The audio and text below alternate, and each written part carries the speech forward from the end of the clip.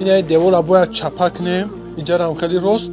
Пишти да бояд мо ҳаммом, ҳоҷатхона соз кунем. Як кирпич инамиҷа бародарон инами як кирпич саҳми хита гузор, як кирпич 20 рубла. Ва бисёриҳо менависанд дар комментария ки агар ҳамун хишти пухта қати хонаша намекард, оли хонаш соз буд. Ин ҳеҷ вақт намедонист ки пага фарзандаш маъюб мешава, анаву фарзанди маъюбаш сабаб мешава ки тамоми дороиша аз даст бита. бародарои азиз, ҳуҷҷатотон тамом шуда мехоҳед граниса бигзаред.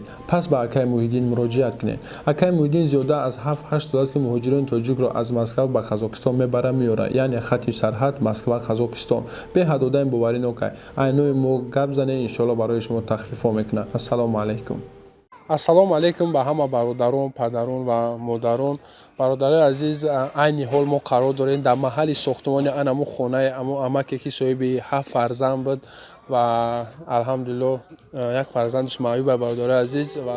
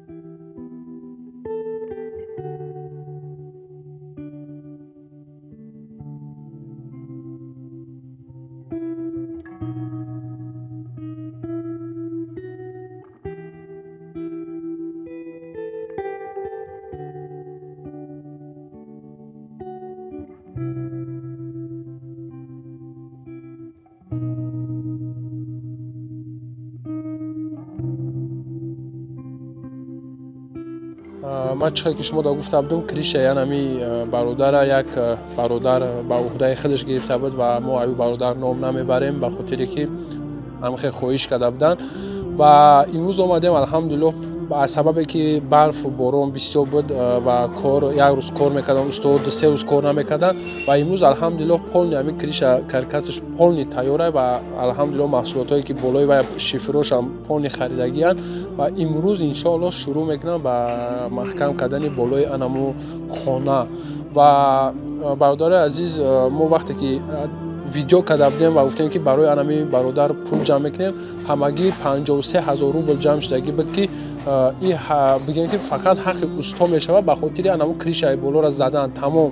Ва ин бародаре ки маҳсулотҳоро овардак, наздики қариб 40 000 сомон зиёдтарак шудагӣ маҳсулотҳоро овард дод ва ҳаққи уsto ҳамаи чизаш қариб наздики 6 500 сомон мешавад. Бародарои азиз, ва мо эҳтиёҷ дорем ба маблағ ки мисол шикатур кардан дар корхонаро монтаж кардан дар кор, ҳоҷатхона, ҳаммом ва дигар, то ҳамин мақсад як шароите фароҳам кунем ки ҳамин инсон бидрояд зиндагӣ кунад, яъне як шароите фароҳам кунем ки ҳамин битонанд зиндагӣ кардан. Ва имрӯз ҳозир мегзарем мебинем ки кор чӣ қадар ранг гирифтагия, мақсад чӣ қадар пешравӣ шудагия дар ҳамин хона.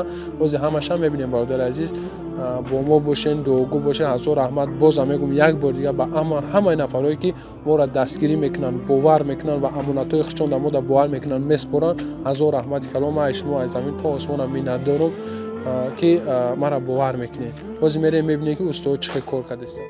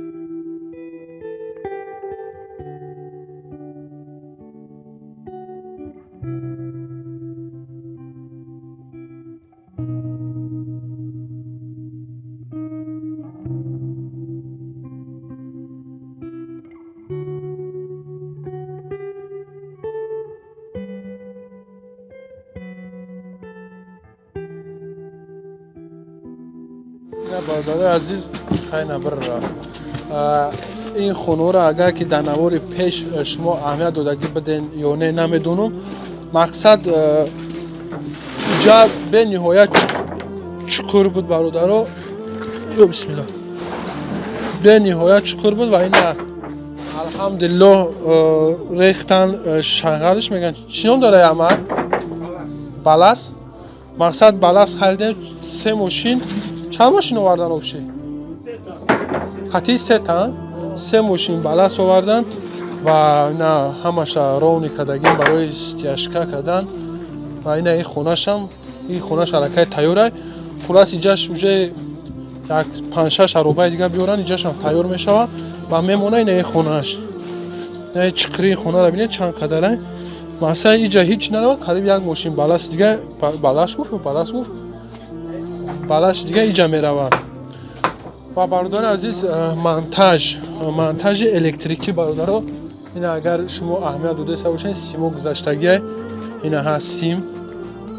نه برادر مقصد مونتاژ الکتریکیش تیاره اوجه مونتاژ کردگی هم از 100% و برای شکاتور آماده و محصولاتی که باید شکاتور کنیم خونه را خریدگیم سمنت قوم و همه چیزاش استوا هم در بالا کار کرده هستن. دیوالا را ورم نیمت کرده هستن یعنی دیوالا را راست کرده هستن با پتالوگ و بعد امروز دیوالا را راست میکنن و پگاه انشالله کار سر میکنن و الحمدلله همه کار کرده هستن. یگان کس یگان دقیقه دم نگرفته است به خاطر چی؟ به خاطر که ما همه را التماس کردیم که چند قیمتون هم زودتر کار کنیم هم زودتر ما همین اوبیکت بسپریم و به خاطر همین برف و باران که بود باران و برف یه روز کار میکنه یه روز نه و امروز هوا که خوبه همه به ایست کار کرده است و هزار رحمت میگم استادم که هم خیلی گپ ما در زمین نموده کار سر کرده و این دیوار باید چپک کنیم اینجا هم خیلی راست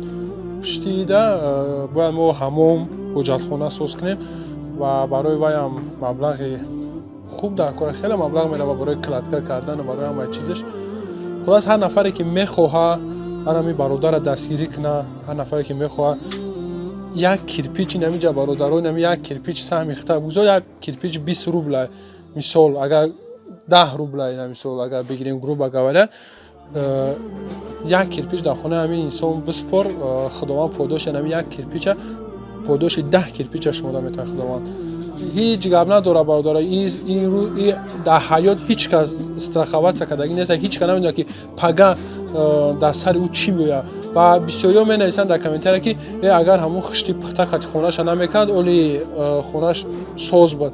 خلاص دیگه باز میگم برادر سستانی زندگیش خوب بود و هیچ کس نمیدونه که پگاه چی گپ میشه و این با یک امید خونه ساز کرده است با یک امیدی که میساز خونه خوب ساز کنه فرزندان خوب بتونه زندگی کنه و این هیچ وقت نمیدونه که پگاه فرزندش معیوب میشه و اون فرزند معیوبش سبب میشه که تمام داراییش از دست بده و کوارتیران زندگی کنه و اینم خیلی خونه‌اش نیم کلا بمونه. و خاطر همین برادرها بیا یک مرد میشیم انا مرد میفهمیم یک کم ترک دیگه کوشش میکنیم یک حرکت کنیم که زندگی نمی مردک رو آباد کنیم. هزار رحمت برای دستگیراتون برای خانه خوبتون باقی در امان الله خداوند نگهبان یکی ما شما باشه. السلام علیکم.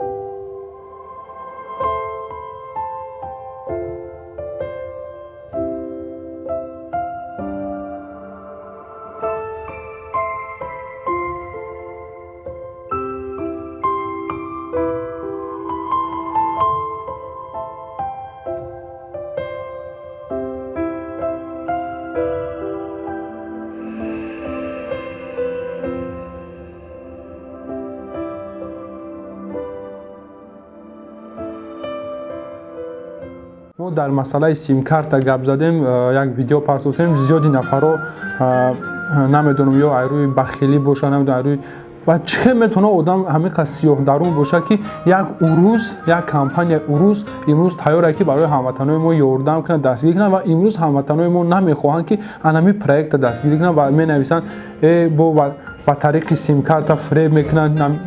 خلاص گپای نو در کاره و من همه خیلی گفتنی بودم برادر عزیز که شما یا با خودتون حساب کنین اگر که 2000 یا 3000 نفر سیم کارت خریداری کنه که سیم کارت همه میخره به همین پروژه ما شما میرین همون کمپانی بیلین دیگه جو سیم کارت میخره و شما فکر کنین که اگر که شما همین چریز انمی کمپانی که قطعی شرطنامه داره چریز انمی خریداری کنین شما فکر کنین که 2000 نفر اگر 2000 نفر حساب کنیم برادرها اگر 600 روبلی هر ماه در همین سیم کارتشون استفاده برن ای همین 600 روبل همیو 120 روبلش با کاری خیر میدوه و 2000 نفر با 100 ضرب 120 روبلی کنه و شما حساب کنید که چقدر سوم برای محتاجای امروز در وطن ما چقدر پول برای ما همون کمپانی روی میکنه و خاطر همین برادرها دستگیری شما فقط سیم کارت خریدن از ما از یعنی چریزمو همون شرکت چریزمو سیم کارت خریدن و هر نفری که میخواد همون سیم کارت رو بخره و هر نفری میخواد